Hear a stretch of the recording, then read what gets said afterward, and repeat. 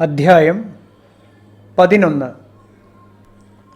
ബ്രഹ്മാനന്ദത്തിൽ യോഗാനന്ദ പ്രകരണം.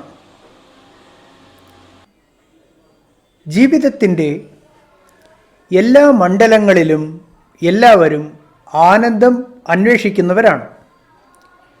ആനന്ദം ലക്ഷ്യമാക്കാതെ ജീവജാലങ്ങളിൽ ഒരെണ്ണവും ഉണ്ടാകുമെന്ന് തോന്നുന്നില്ല.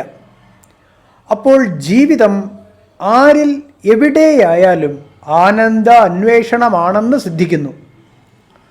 അന്വേഷിക്കുന്ന മാർഗങ്ങൾ ഭിന്നങ്ങളാവാം.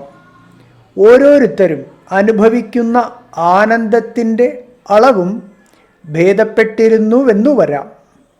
എങ്കിലും ലക്ഷ്യത്തെക്കുറിച്ച് ആർക്കും സംശയമേ ഉണ്ടാകാനിടയില്ല.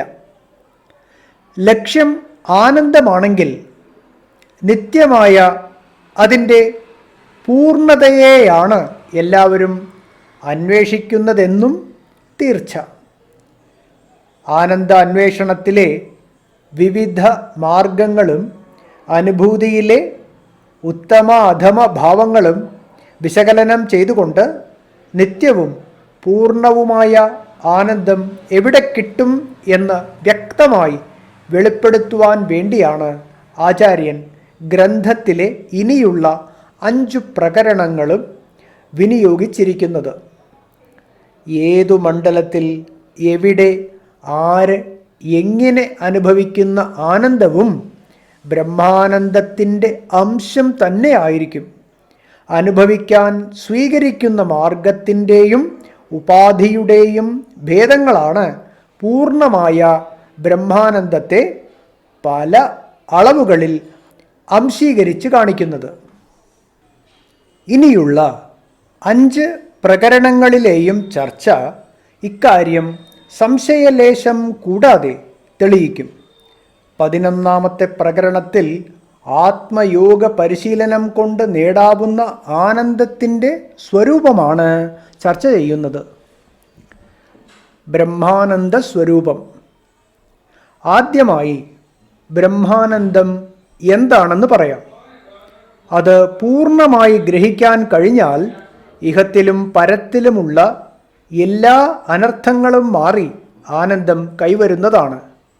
ബ്രഹ്മത്തിൻ്റെ സ്വരൂപം കലർപ്പില്ലാത്ത ആനന്ദം തന്നെയാണെന്ന് തൈത്തിരീയോപനിഷത്ത് വെളിപ്പെടുത്തുന്നു. അതിനെ അറിയുന്നവൻ അറിയേണ്ടവയിൽ വച്ചൊക്കെ ഉത്കൃഷ്ടമായതിനെ അറിഞ്ഞവനായി തീരുന്നുവെന്നും പ്രഖ്യാപിക്കുന്നു. ഛാന്തോക്യ ഉപനിഷത്തിലും ബ്രഹ്മാനന്ദ സ്വരൂപം വിശദമായി വെളിപ്പെടുത്തിയിട്ടുണ്ട്. നിരന്തരം ഈശ്വരനാമങ്ങളും പാടി നടക്കുന്ന മഹാമുനിയാണ് നാരദൻ. വേദങ്ങളും വേദാംഗങ്ങളും എല്ലാം അദ്ദേഹം പഠിച്ചിട്ടുണ്ട്. പുരാണങ്ങളും ഇതിഹാസങ്ങളും മനഃപ്പാഠമാണ്. എങ്കിലും താൻ പൂർണ്ണ സുഖം അനുഭവിക്കുന്നതായി അദ്ദേഹത്തിന് തോന്നിയില്ല.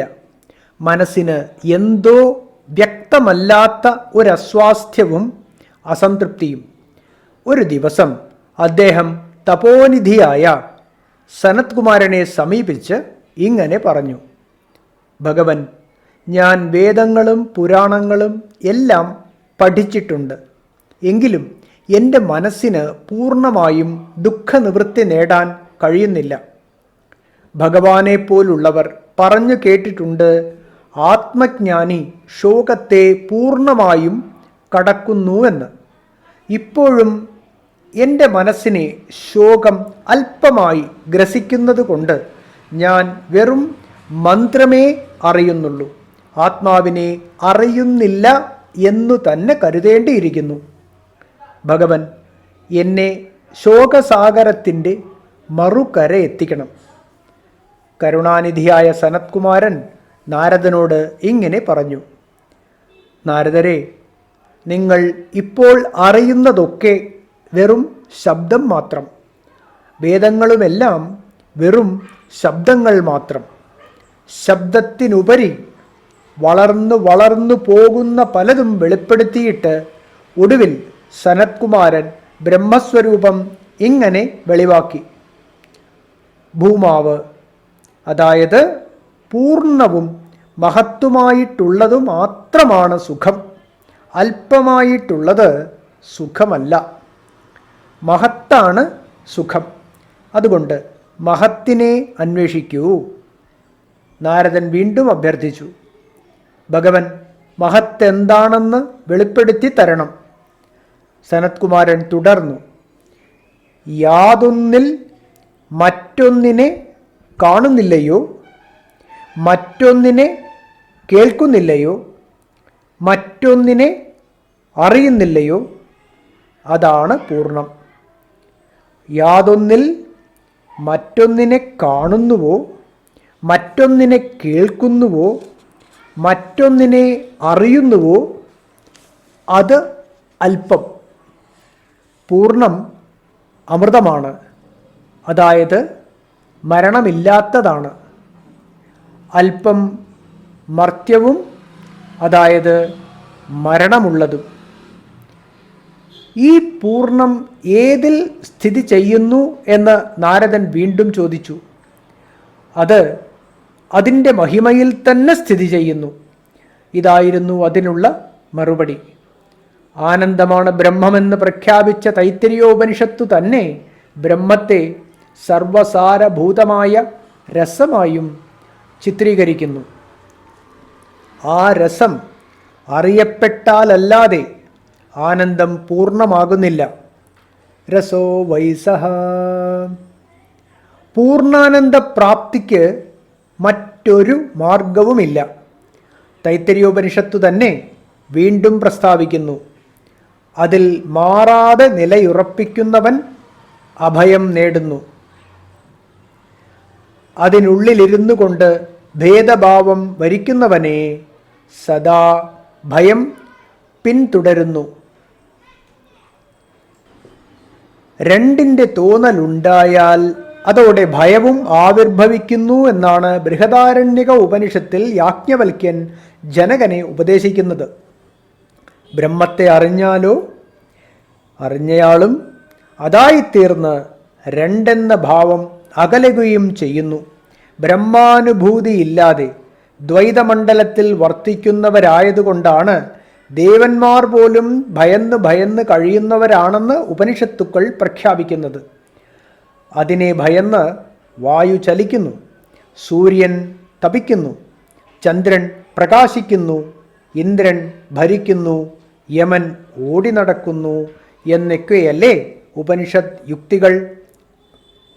ഭീഷാസ്മാദ്വാതഃ പവതേ ഭീഷോദേതി സൂര്യഃ ഭീഷാസ്മാദഗ്നിശ്ചേന്ദ്രശ്ച മൃത്യുർധാവതി പഞ്ചമ ഇതി.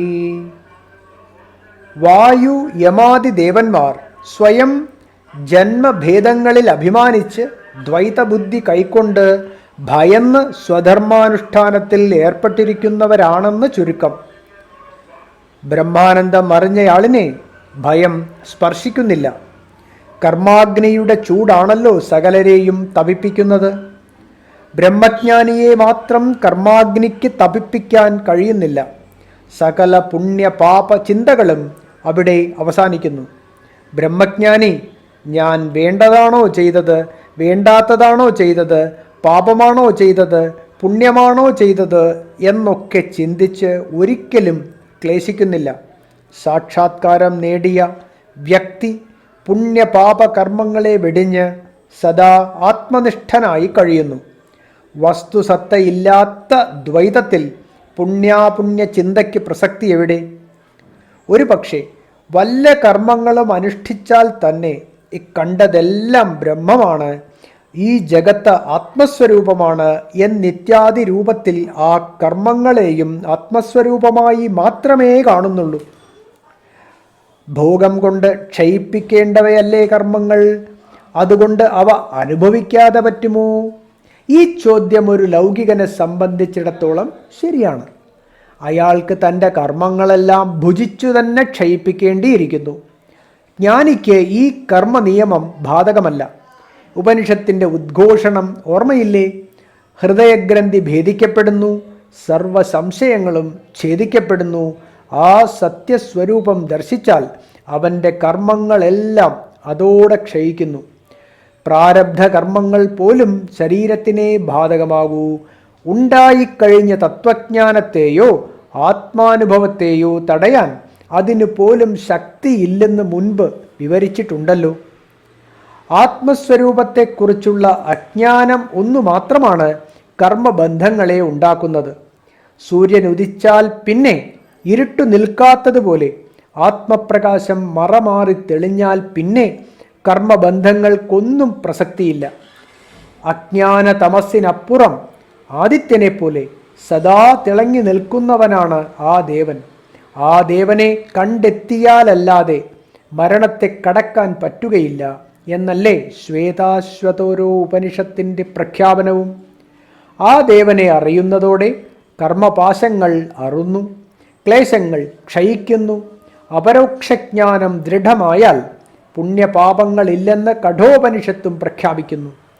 അധ്യാത്മയോഗം നേടി ദേവനെ അറിഞ്ഞ ധീരൻ ഹർഷശോകങ്ങൾ ഉപേക്ഷിക്കുന്നു.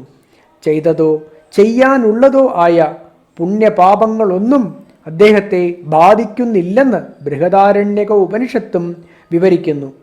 ഇങ്ങനെ ബ്രഹ്മജ്ഞാനത്തോടെ എല്ലാ അനർത്ഥങ്ങളും അവസാനിക്കുന്നുവെന്ന് കാണിക്കുന്ന വേദഭാഗങ്ങളും പുരാണ സ്മൃതിഭാഗങ്ങളും നിരവധിയാണ്. അനർത്ഥഹാനിയോടൊപ്പം പൂർണ്ണമായ ആനന്ദവും ലഭിക്കുന്നു. ആനന്ദം 3 വിധം. Audio book തുടരുന്നതാണ്.